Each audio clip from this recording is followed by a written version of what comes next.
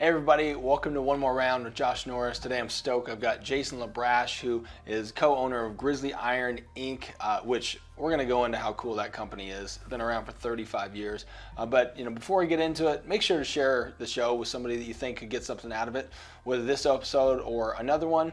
And make sure to follow us because we do this for free. We want to make sure that we're getting great content and great people on, but we also want to get it out to an audience as big as possible. So welcome, Jason, man. Glad to have you here. Well, thanks for having me on. Yeah, it's funny. I was telling you before, I knew what you did, but I hadn't seen your work until I knew you were going to come on the podcast. And I hopped on your website, and I'm like, dear Lord, this is some of the coolest stuff I've ever seen.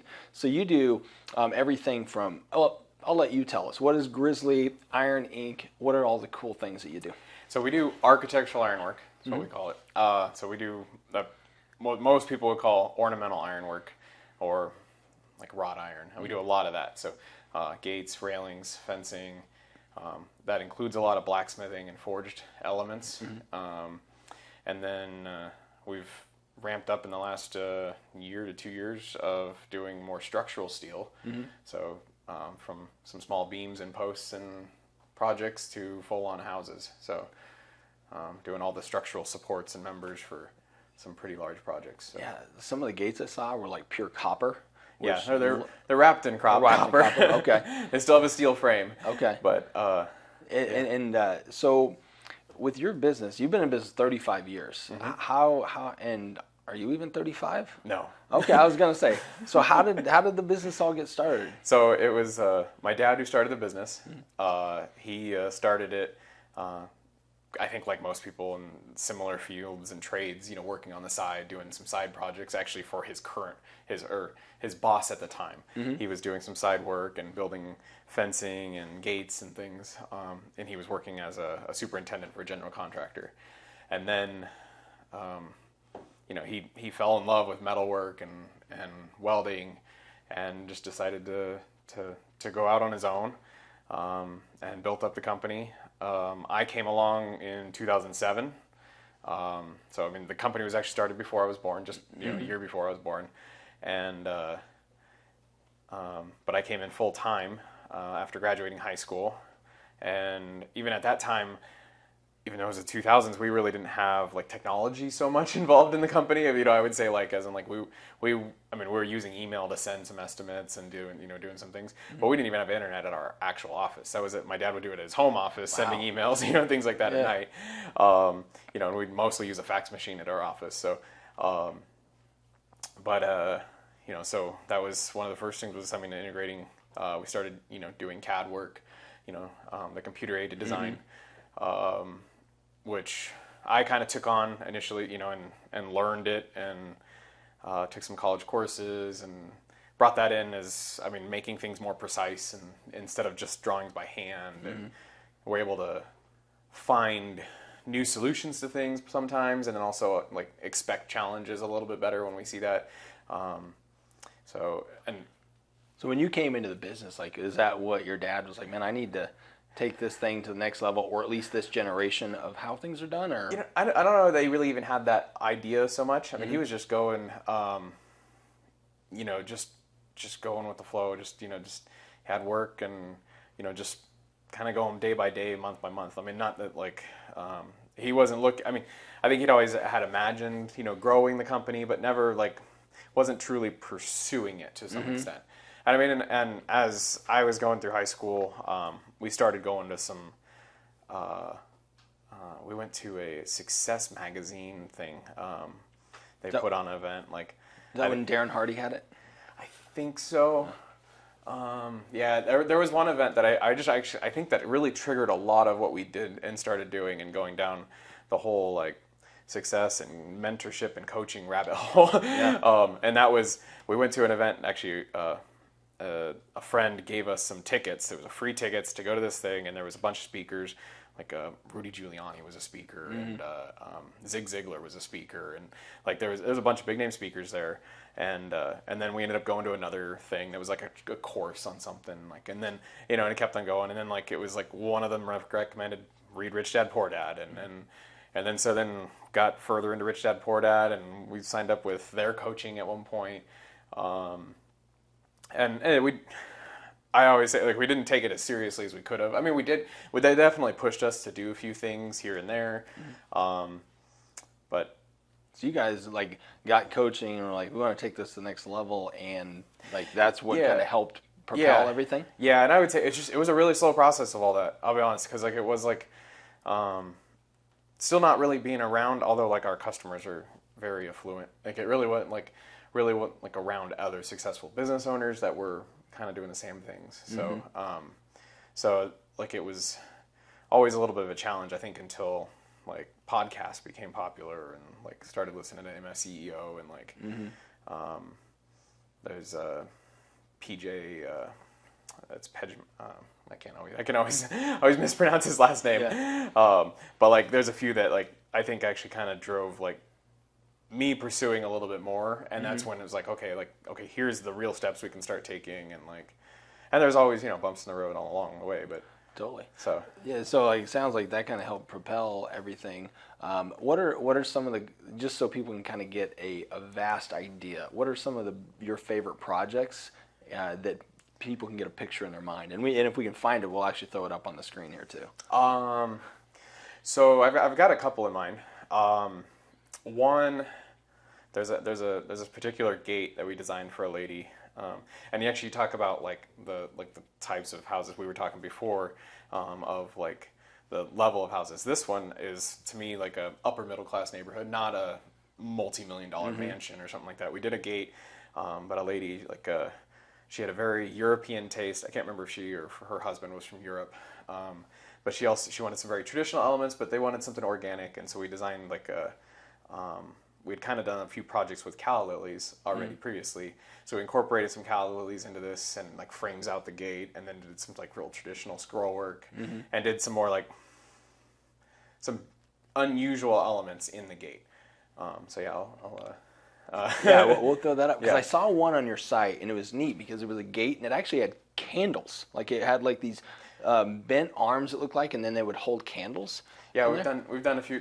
Actually we're currently working on, I think if it's that house, I know which one. There's a house where we've done some railings that are surrounding like outdoor patios, and they all have like candles. They're actually LED candles, and there's a couple gates that also have that with it. But we're currently working at that project, doing some other railings and some gates. So it's some ongoing. Yeah. And the original ones that we did at that house were probably almost 10 years ago. So wow. And what does an average like project with you cost, like a gate project? It varies. I mean, I would a lot of gates are anymore like $2,000, $2,500 up to. I mean, we've got doors that are pushing $50,000 for a set of doors. So.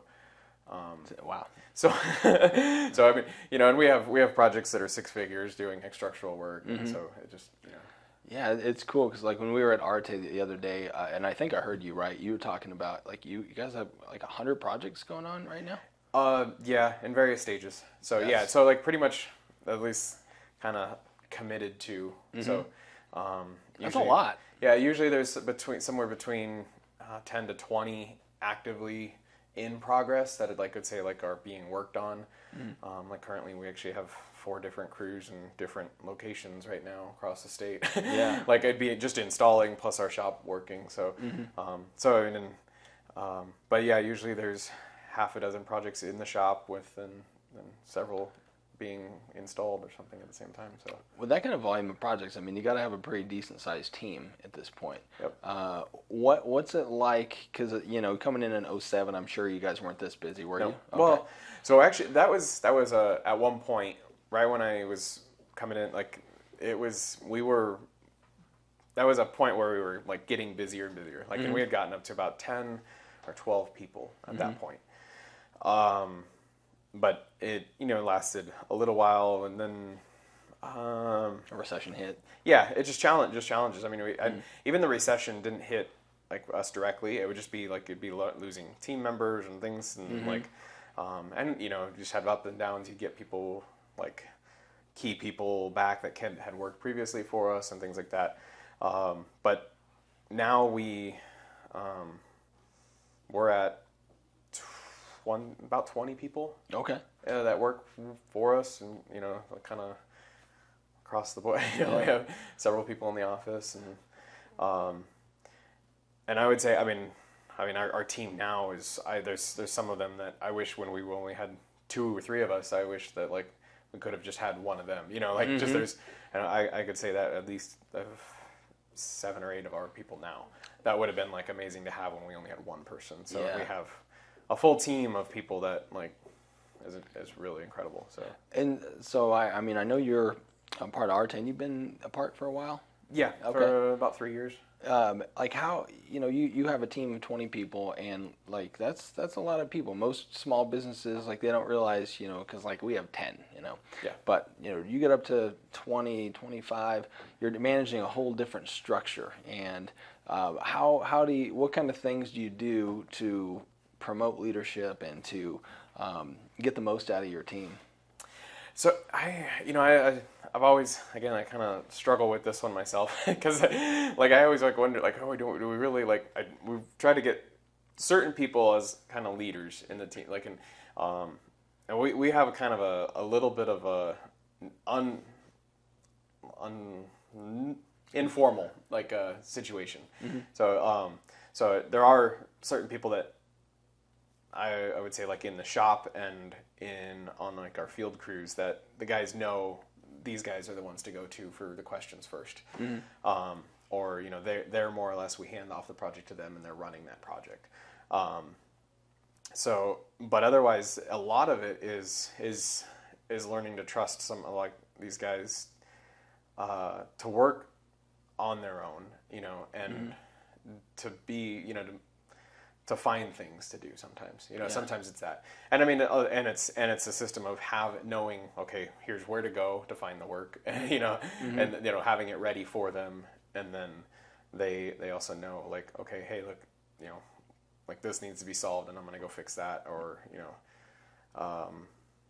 How do you find projects in your business? Because it's kind of fascinating to me, and like, I'll throw a little caveat, because you just talked about the recession didn't like hurt your business too bad, and I don't think it will now, because the reality is somebody who can afford a $50,000 gate is still going to be able to afford a $50,000 gate. Yeah. That's just the reality. So I mean, and like we definitely had the tough times, like, I would say, but ours weren't at like in line with like the recession. Like, mm-hmm. So the almost all of our business is word of mouth. Okay. I would say it's we've done some networking. But even that actually was almost 10 years ago that we really were pushing to do the networking. Mm-hmm. But some of those connections have still come through from even like still today. But I would say a lot of this is just word of mouth and just doing the right thing, just following through on projects. Mm-hmm. I actually struggled that is part of my growth right now is building up our like office, so where I have some more people helping me estimate and things like that, because I have more than enough projects to estimate that I'm behind on getting back to. Mm-hmm. That if I could get more done, yeah. We'd have even more work, like, coming in. So like, so it's strange that I mean, knock on wood, I don't have a sales problem. Like, yeah. I have a fulfillment issue more so than anything. Like, there's only so much that we can actually do. Totally. And so part of that is there's a scarcity mindset, or not scarcity, but a fear of taking too much on that you can't fulfill it. Totally. And I did have that in the past that definitely held us back. Like. But now we're at a new level mm-hmm. of doing that because isn't that how it always works? It's yeah, it is. You just jump in phases, yeah. And then it's like now we're in a new phase and we're trying to fulfill that, but it's like double the amount you're fulfilling before. Exactly. It's just constantly going up, right? Every time I like kind of dread all the problems I have now, I'm like, you think about like, well, a few years ago I wished I had these problems, Yeah, absolutely. So like you got to remember that, like, sometimes like where you are now, you would have dreamt to be at some point. So yeah, have you guys had any supply chain issues? It was a small hiccup last year in just steel, mm-hmm. metal. There was just issue with actually not being able to get it for like about a month. There was a supply chain issue, but otherwise, actually getting the steel has not been the issue as much as just the price. Most things have doubled or tripled in cost, and some things have gone 4 or 6 times up. So, and they say there's a slight chance of prices coming back, but I haven't in 15 years of seeing pricing myself. I've never seen a price go down in metal, so I doubt that that's actually going to happen. So we should have an expectation that prices are going to be what they are. I think so. They're going to continue. At least in steel. And Wood's metal. the same way. Like it was insane. So my wife, she ran a business and she did like a lot of custom, wood pieces and stuff. And so did I. In fact, this table, me and my buddy Jason, we owned a company together for a while, but we did all kinds of custom stuff. Well, fortunately, we did get out of that business for a couple reasons, but we got out in 2017. She actually carried her business till last year. She shut that down. She just, she's helping me with the IV company. But the wood was just like double, triple. And, Jason and I were talking about it because he was over at the house a couple days ago, and he's like, yeah, we wouldn't have been able to afford any of this, back then. Or at least, the pricing we would have had to do for the customers would have been ridiculous. Like for coasters like that, we'd be charging $7 or $8 instead of, $3, which is what we charged, Yeah. So it's pretty insane. Do you guys find that customers are having problems with that increase? Not too much. Most of them have been accepting, and on pretty much all the existing contracts that we had, we didn't go back and like update or raise pricing. We raised pricing going forward, not like we didn't, and a lot of that hit like almost overnight. And in that first month that like it was May of 2021.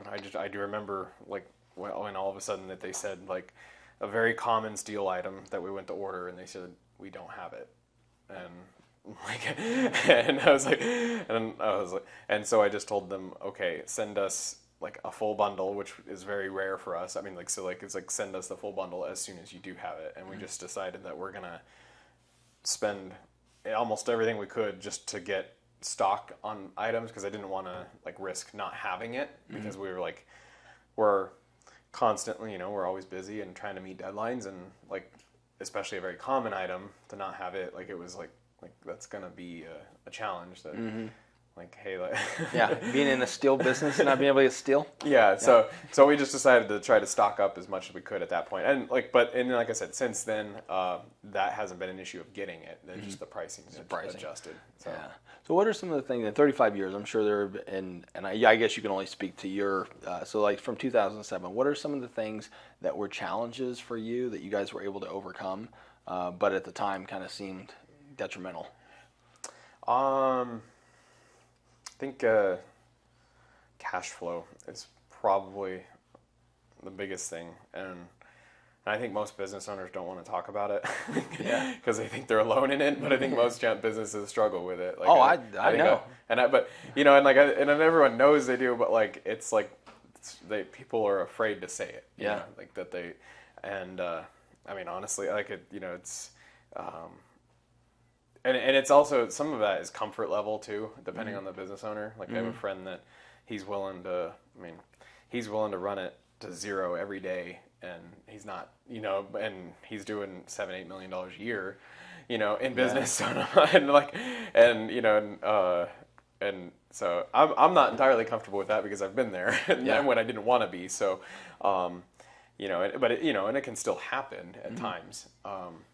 But I think cash flow is one of the biggest things. What were some things that you did to kind of alleviate that problem for future? So one of the biggest things is a book called Profit First. Okay. I recommend that book over to any small business owner, or any business owner just in general. Like it's the setup and structure of how to manage your cash. Because instead of looking at like spending all your money on expenses and then, then getting what's left over, like is tough, because there's always things to spend money on.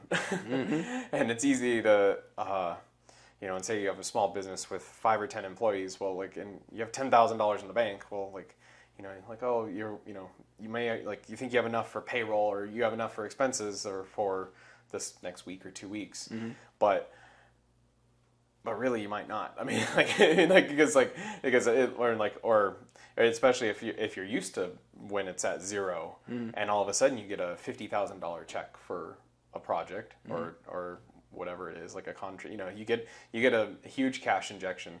Now, like, it's human nature to just want to spend that money. Just burns a hole in your pocket. It's a phrase. Totally. It's a phrase because it's true. Because so I think this, in this case, it's the sense of like filling up different jars. You have multiple accounts for your large expenses or expenses. Like, so you have you do have your profit account. The book's called Profit First, and then like for us, we also have we have a payroll account, and we have also an owner's compensation or account. Then you have a general expenses account, and you can change it, a few things, and there's ways in the books he mentions to adapt for different types of businesses depending on like the amount of material, like cost, like what your expenses are. Like if you're really like a inventory heavy company where you're putting out like most of your money's going towards inventory, well, you're not going to divvy up the percentage based on the overall. You're going to take that out and go to your inventory, and now the money that's left over you divvy up to your payroll, your profit, and your overhead expenses. So that's actually a really cool way to do it. Yeah. So like when the money comes in, it gets split up. Yeah. And so now I know, well, because instead of 10,000, maybe I only have $1,000 in my expense account now, it's $3,000. So now it's like, now I know that, okay, I can pay the bills that I need to do this week with that. And if I have a little bit left over now, like, yeah, we can go buy the printer we need or something, like it's instead of, it compartmentalizes the money, which is cool. Yeah. Because like budgets are huge, but then to have the budget actually split up in different bank accounts, that's a smart idea. Yeah, I like that. And there's some bankers don't like it, and some CPAs don't like it. I mean, some bookkeepers don't like it, but I mean, our bookkeeper, it's just more accounts. That's just money. It's just numbers. So it's just, and you end up with a lot of a lot of transfers, and because we have also an income account, we put the money deposits into one account, and then it gets split up. I would actually think for the bookkeeper it'd be easier, and the reason why is like you literally are going in this account, and you know that this is just the expense account, so it's just all expense thing. This is the materials account. That's just the materials. Like it almost makes their life a little easier because they're in buckets. Yeah, what's really nice is. It gives you like a dashboard, like when you're looking at your bank accounts of kind of where you're standing. Because like go to a little bit larger business, like you could, if you open it up and you're at your expense account is at $20,000, but your payroll is only at $3,000. Well, it's like, well, and I got to figure out how to get enough money in to fill that payroll account in, like, so like you can see that I need to, which buckets truly need to be refilled, but you're looking at that from the income side. So now it's like, well, I mean, for us, payroll is pretty much 30%. So like, if I know I need X amount of payroll, it's almost, I need 3 times that amount of money coming in to bring up to. And so when you fill up that account, the other accounts fill up too, and it works out. Because you basically, like the way you initially start is you backtrack. Like what we did is we just went I went back 12 months and did the percentages on all our accounts. And then most business owners don't have profit, like truly tracked, so aren't really pulling profit. So like, so then you start with taking 1 or 2%. And move, but you got to take it out of somewhere. Yeah. And so, typically it's out of your expenses. So you just take that out of your general expense account, and you took, so that now you have just a little bit less in your expense account to spend, but you're putting money in your profit. Do you have a one for taxes specifically? I do. Yeah. And I was going to get to that because that's actually, I think, one of the biggest things that's helped. Okay. Because that's where, with cash flow, where we struggle the most is with paying taxes and just. Because it's a huge expense when you get employees, and it's the payroll taxes, I would say, because of,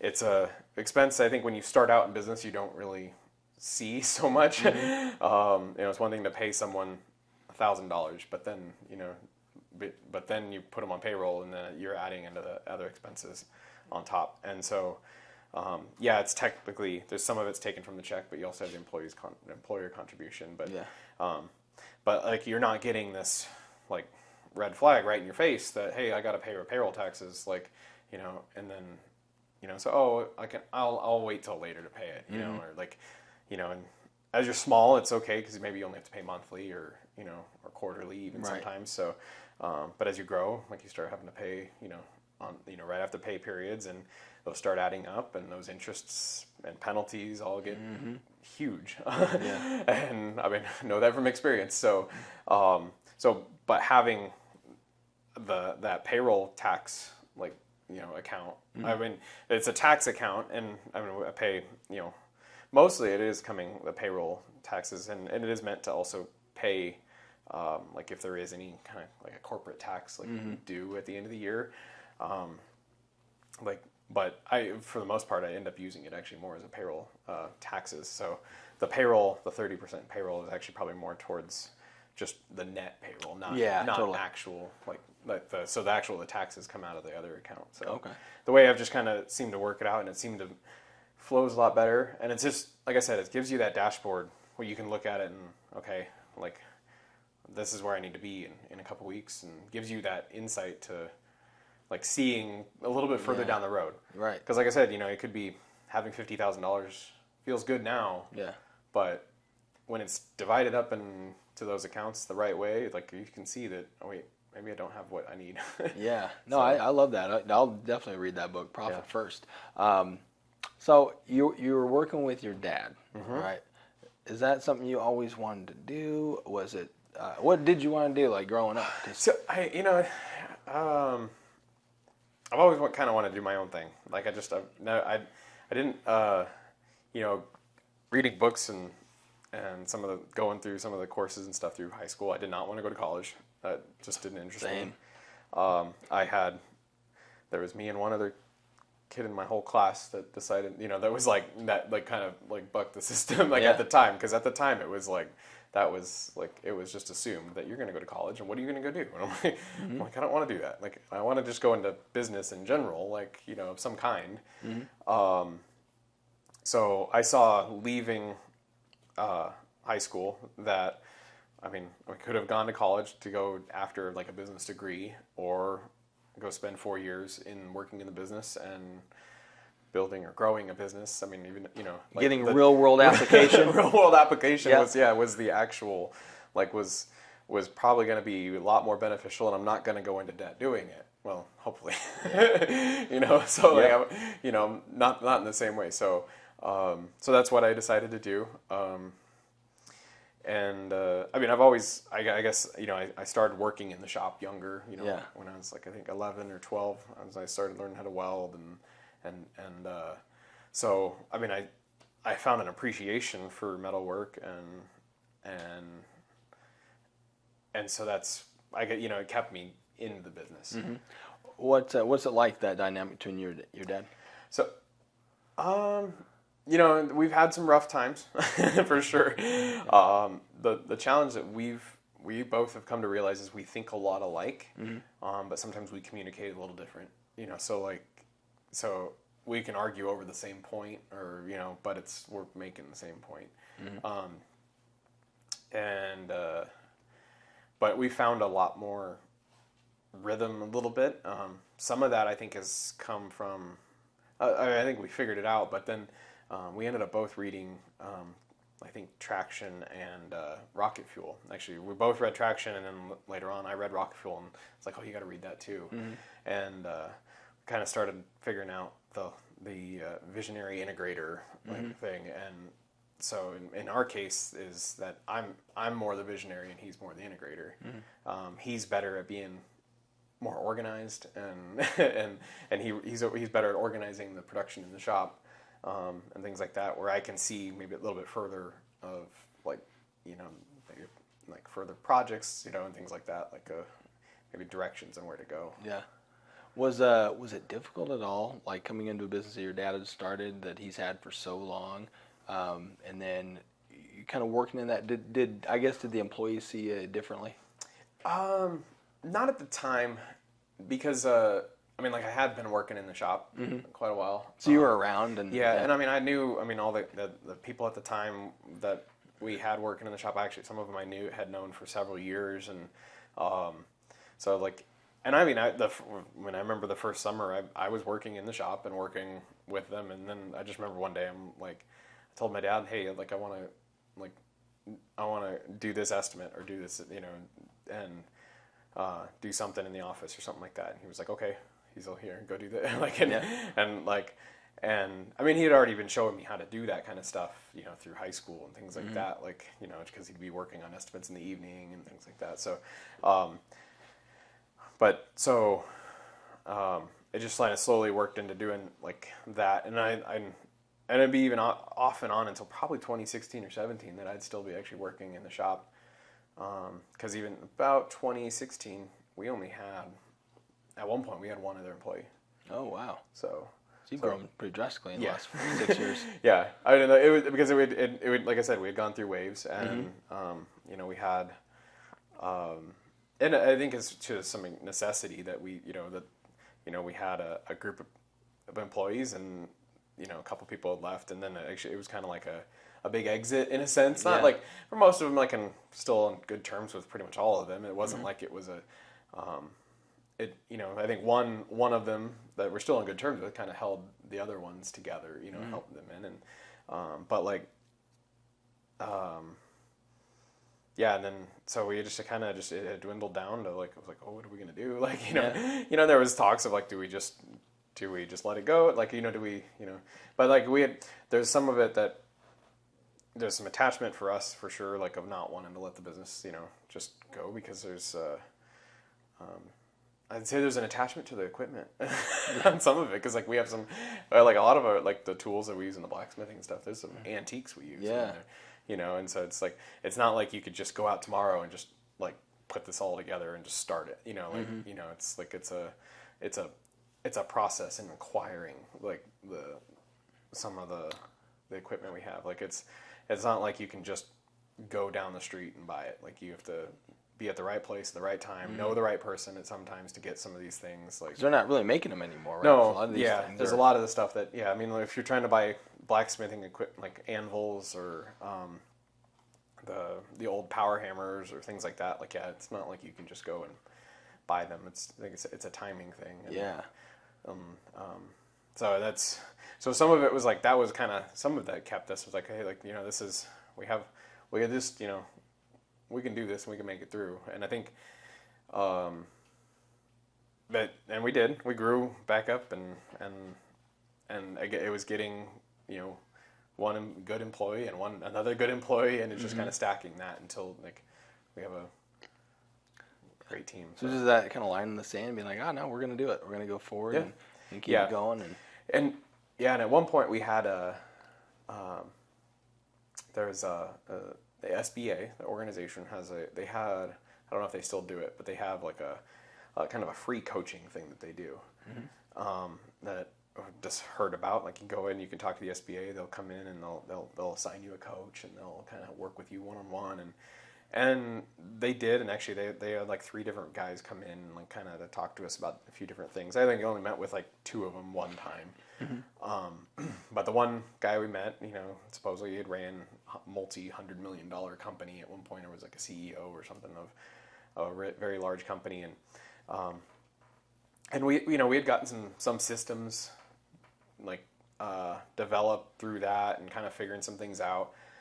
But then I just remember one day he came in and he was just like, he's like, oh, this isn't going to work. He's like, you're better off closing down, and you're better off just go to school, get a degree, and like that's it. And I don't know if that was maybe the turning point of like I don't want to do that. No, no, I'm gonna prove you wrong. So that's cool, man. And I think most businesses, they come to that like crossroads. Are we gonna make it? Are we gonna go forward? Yeah. And sometimes for the right reasons, people fold up. Yeah. But I think for the most part, it's like you can't really lose if you don't quit. Yeah. And you don't stop. And I think that is it. Really, you just don't quit. Yeah. Like, I mean, and now I saw that with a few years ago with the pandemic, and like I saw companies who we've gained employees from and things like that, but like not direct competitors that I know of, but I just saw like a company that just the day that they even kind of had like even barely mentioned the shutdown things or anything like that, they just decided to close. They decided to close, and I'm like, and this is the company that I thought was doing very well, doing like, and had, I mean, from everything I could tell too, from people from the inside, is they had a they had projects in the pipeline. It wasn't like they were out of work. It just seemed like it was just, they just decided to, like, as soon as they met resistance. Yeah, just freaking belly up. And yeah, and so, I mean, there might be some more issues than, I'm sure. I mean, there's a good chance, but, and I was like, and when I remember that, thinking that, I'm like, okay, so we don't bring any money this month, and I can't pay my bills this month. Been there. Yeah. And you got out of it. So it was like, okay, so we'll figure a way. I mean, there's this resiliency that you just develop in, as an entrepreneur, own your own business, like things that most people, quite honestly, just go through and it just shuts them down. Mm-hmm. That as an entrepreneur, you're just kind of like, yeah, it sucks, but I'm going to keep moving. We're going to figure it out. And the season ends. The season always ends. Yeah. Yeah. I did see something on your website. It was kind of neat because you were talking about the blacksmithing thing. It's like, you do workshops, right? Yep. Yeah, we teach blacksmithing classes. That's so cool. Yeah. What does that entail? So we do classes on all different things. I mean, from with blacksmithing and knife making. And so we do, we'll do from basic blacksmithing, some people that have never done any blacksmithing at all. And to just get them started and working on some simple projects.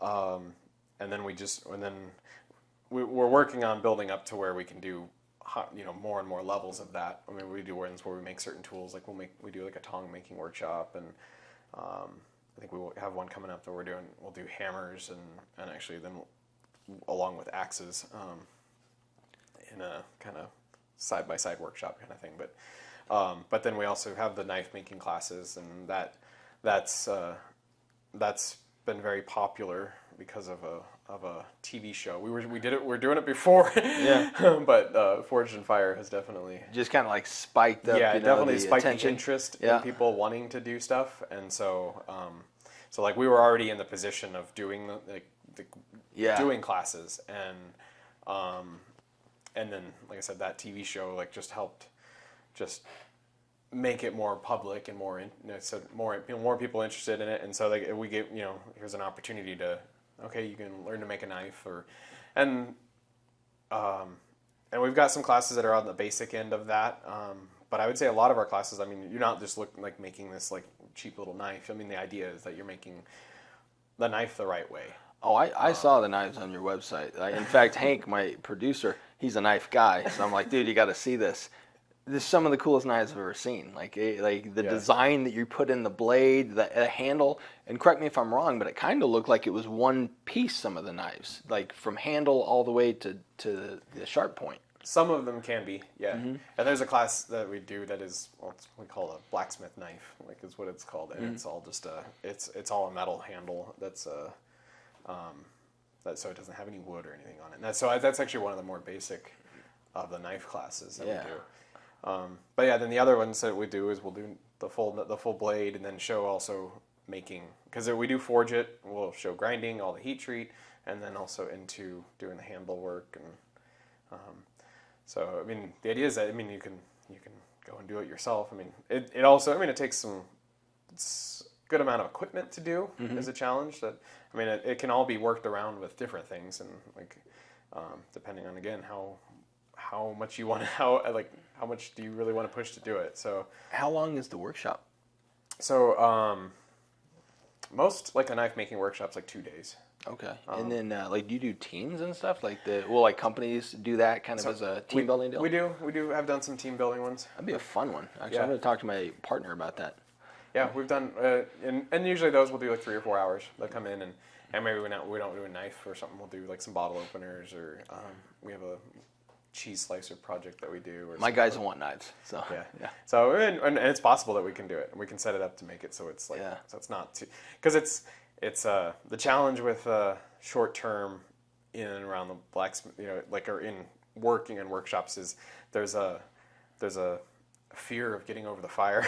Yeah, I can see and that. around like you're right by a 2,000 degree, or actually 2,500 degree flame. That's and so like so some of that is that initial getting over that and getting the comfort and around it. So so that's what, in the 2 or 3 hour workshops, or 3 hour, usually about 3 hours, it's really about an hour or hour and a half to 2 hours that they're really working. Like the first hour is demonstration, getting people relaxed and I can see that. It'd be a little daunting. Yeah. 2,500 degree, lava or whatever it is.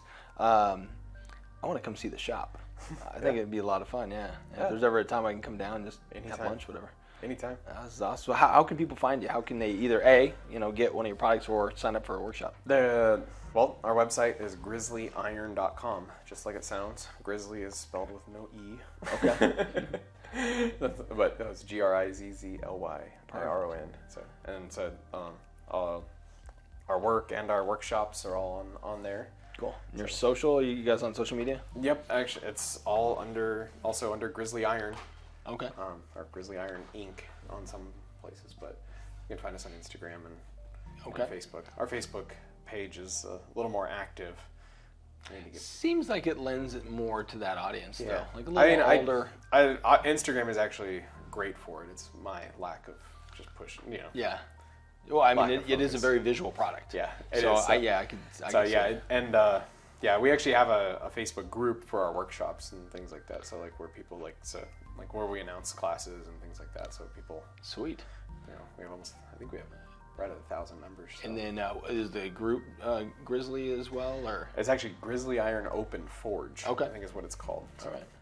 Well, awesome, man. This is fun. Thanks for coming on today. This is great. Hey, guys, I know you got a ton out of this. Make sure if you have a project, iron gate, cool railings, whatever, reach out to Jason. He can, give you some pricing and all that kind of stuff. But if you're interested in doing the actual work and learning blacksmithing stuff, which I'm definitely interested in, go to the workshop. But appreciate this. Make sure to share it out. We'll see y'all next time.